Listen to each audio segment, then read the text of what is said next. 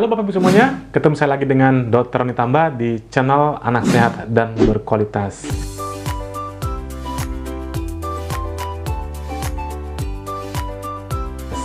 Kali ini saya akan membawakan satu materi. Materinya kurang lebih seperti ini. Kalau misalnya kita perah ASI dalam waktu yang berbeda, tapi masih dalam waktu satu hari, apakah boleh dicampurkan dalam satu wadah? Nah, itu kira-kira materi kita hari ini. Namun, sebelum membahasnya, kepada Bapak Ibu yang mungkin saja baru pertama kali menyimak materi-materi kami di channel Anak Sehat dan Berkualitas, jangan lupa klik tombol subscribe-nya, like, dan boleh di-share kepada teman-teman yang lain, terutama ibu-ibu yang mungkin masih menyusui bayinya. Ini informasi yang sangat berguna bagi mereka. Dan terima kasih kepada Bapak Ibu yang sudah rajin menyimak materi-materi kami. Semoga nanti bayinya, anaknya bisa bertumbuh dan berkembang sesuai dengan potensi genetiknya. Tanpa berpanjang lebar, kita mulai yuk pembahasannya.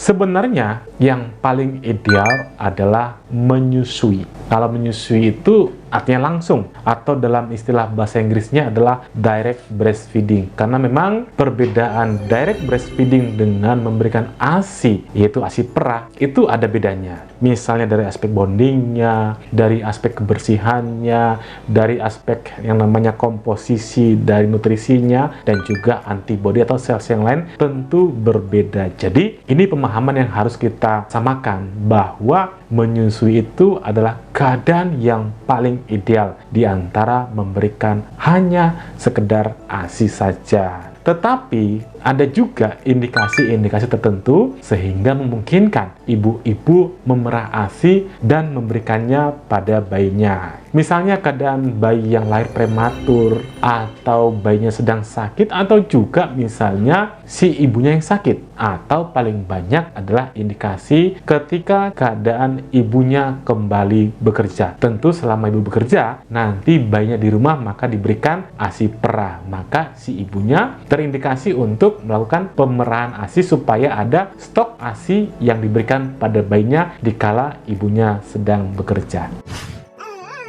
Yang paling penting dalam memerah ASI, memberikan kepada bayinya maupun penyimpanannya adalah bagaimana memastikan agar ASI perah ini aman dikonsumsi oleh si bayi. Aman dalam artian dari aspek kebersihannya dan juga dari aspek higienitasnya. Nah, untuk itu juga harus diperhatikan juga bahwa ASI perah semakin lama disimpan maka akan mempengaruhi namanya komposisinya. Nah, ini merupakan perhatian ibu-ibu bagaimana memastikan bahwa ASI perahnya itu terutama aman untuk dikonsumsi oleh bayinya. Nah, pertanyaan yang sering ditanyakan oleh ibu menyusui pada saya, "Dok, kalau misalnya saya memerahnya pagi jam 8, jam 10, jam 12, itu kan kalau saya perah biasanya saya itu akan menyimpannya dalam satu wadah yang berbeda. Ya, jam 8 saya kasih jamnya, harinya saya masukkan kulkas, jam 10 dan sebagainya. Nah, itu kan kadang-kadang memboroskan tempatnya. Nah, sebenarnya apakah boleh, Dok, saya itu mencampur ASI perah dalam sehari itu dalam wadah yang sama? Kira-kira menurut Bapak Ibu boleh apa tidak?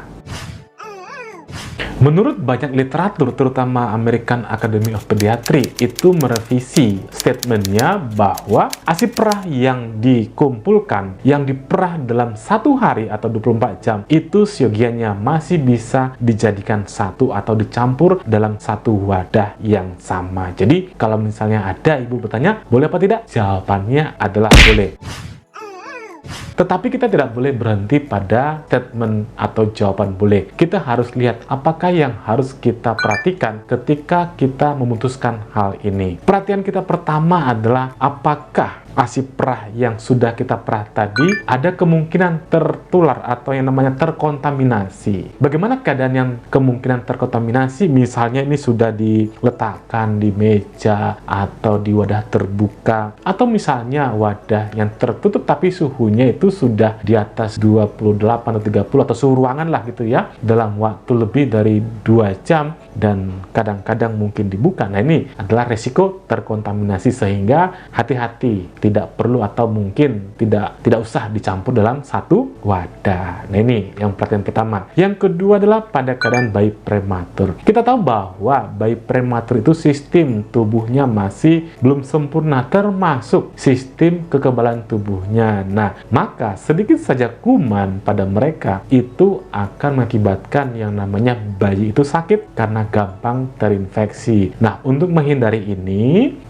yang namanya risiko ini, maka kita tidak boleh mencampurkan ASI perah tadi. Supaya apa? Supaya benar-benar ASI itu bisa minimal mungkin untuk terkontaminasi kuman. Nah, yang ketiga adalah perhatian kita adalah jangan mencampur ASI perah dari berbagai donor ASI, ya. Misalnya si ibu sana memberikan ASI perah si ini, walaupun dalam satu hari ini direkomendasikan tidak boleh dicampur.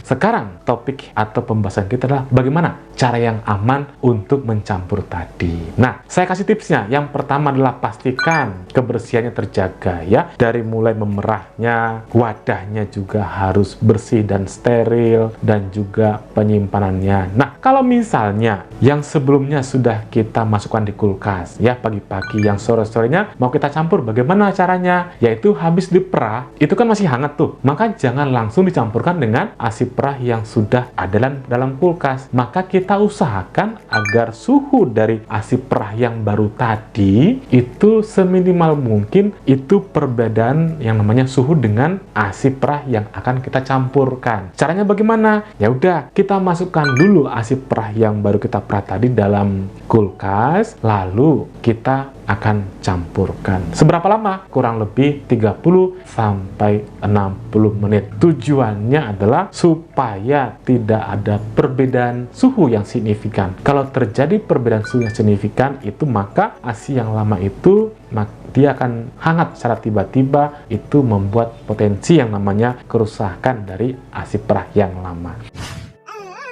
Demikian Bapak Ibu semuanya, khususnya ibu-ibu yang sedang menyusui, bagaimana, apakah boleh mencampur ASI perah dalam satu hari, dalam satu wadah? Jawabannya boleh, dan bagaimana caranya tadi saya sudah paparkan, ya. Mudah-mudahan materi bermanfaat bagi kita semuanya. Salam sehat Bapak Ibu semuanya, dadah!